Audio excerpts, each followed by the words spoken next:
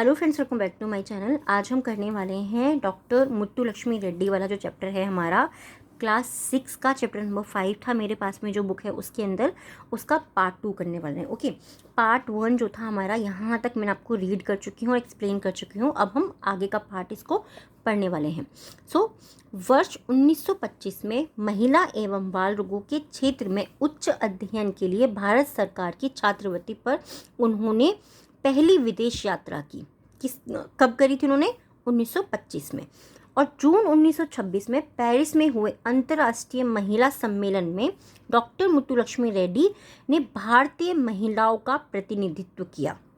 ठीक है, भारत की जो महिलाएं थी, जो भारतीय महिलाएं थी, उन्होंने उनका प्रतिनिधित्व किया। उसी वर्ष स्वदेश लौटकर वे मद्रास विधान परिषद की सदस्यता निर्वाचित हुई। ठीक है, निर्वाचित हुई मतलब उनको वहाँ पर निर्वाचन किया गया, उनको निर्वाचित किया गया। भारत में विधानसभा में इससे पहले कोई भी महिला सदस्य नहीं थी। डॉक्टर मुत्तुलक्ष्मी विधान परिषद की वाइस प्रेसिडेंट बनने वाली विश्व की पहली महिला है।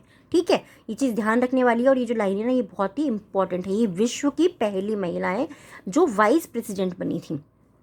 वर्ष 1927 में भारत का प्रथम बाल चिकित्सालय खोलने का श्रेय भी डॉक्टर मुत्तुलक्ष्मी रेड्डी को ही जाता है। अब डॉक्टर मुत्तुलक्ष्मी ने चिकित्सा के साथ साथ सामाजिक गतिविधियों में भी भाग लेना शुरू कर दिया। कब कर दिया था उन्होंने? 1927 यानी कि 1927 के बाद में। इसी दौरान श्रीमती सरोजनी नायडू, जो सरोजनी नायडू आप लोगों ने पढ़ा होगा उनके बारे में, सरोजनी नायडू और अन्य बड़े बड़े नेताओं से भी उनकी भेंट हुई। अन्य जो बड़े बड़े नेता मतलब और भी जो बड़े बड़े नेता थे उनके साथ में उनकी भेंट हुई। आगे क्या था?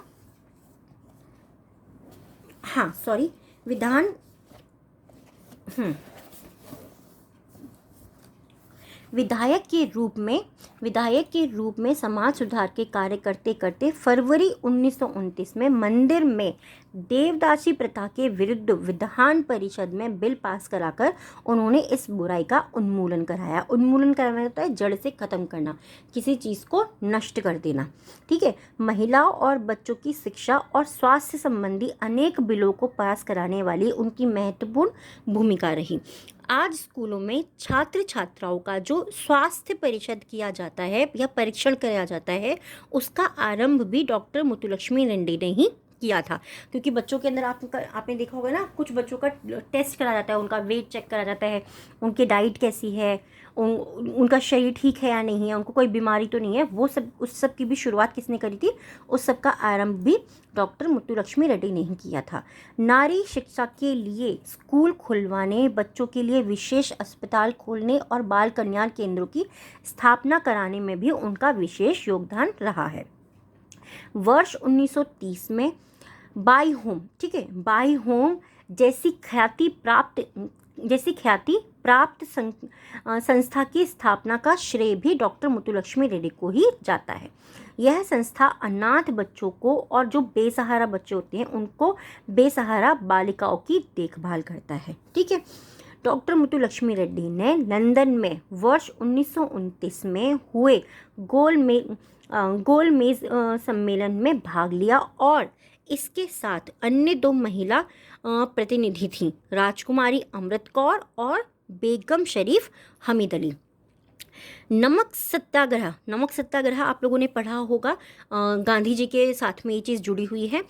के दौरान महात्मा गांधी को जेल भेजे जाने और महिलाओं पर पुलिस द्वारा किए गए अत्याचारों के विरोध में इन्होंने मद्रास विधानसभा का उपाध्यक्ष पद छोड़ दिया था। वर्ष 1935 में मद्रास मेडिकल कॉलेज में स्वर्ण जयंती समारोह में डॉक्टर मुत्तुलक्ष्मी रेड्डी ने कैंसर के रोगियों के लिए एक अस्पताल खोलने की इच्छा प्रकट करी थी।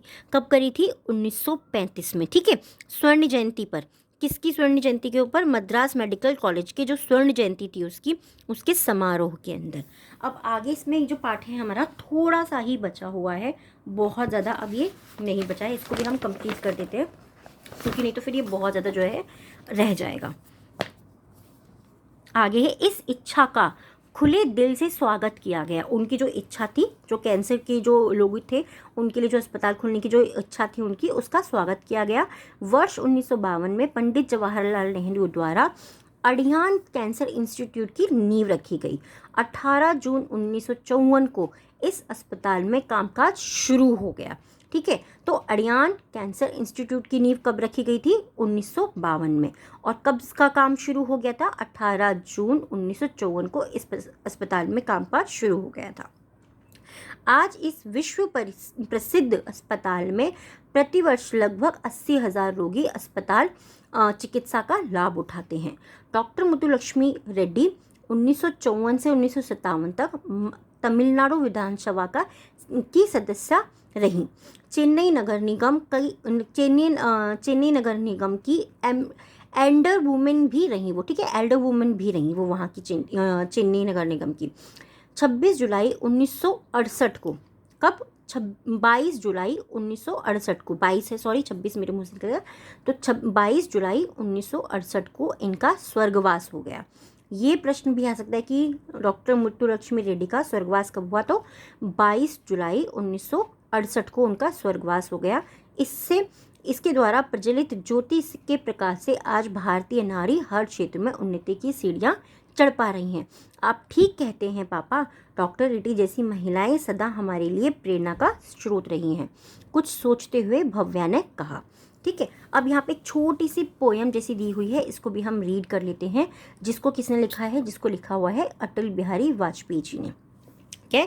आओ फिर से दिया जलाएं, भरी दोपहरी में अंधियारा, सूरज परछाई से हारा, अंतर तमका नेह निचोड़े, बुझी हुई बाती सुलगाएं, आओ फिर से दिया जलाएं, हम पड़ाव को समझे मंजिल, लक्ष्य हुआ आँखों से ओझल, वर्तमान है मोह जाल में, आने वाला कल न भुलाएं, आओ फिर से दिया जलाएं, आहुति बाकी यज्ञ अधूरा, अपनों के विघ्नों ने घेरा, अंतिम जय का वज्र बनाने, नव दधीची हड्डियाँ गलाएं, आओ फिर से दिया जलाएं। किसने लिखी है? अटल बिहारी वाजपेयी जी ने लिखी है।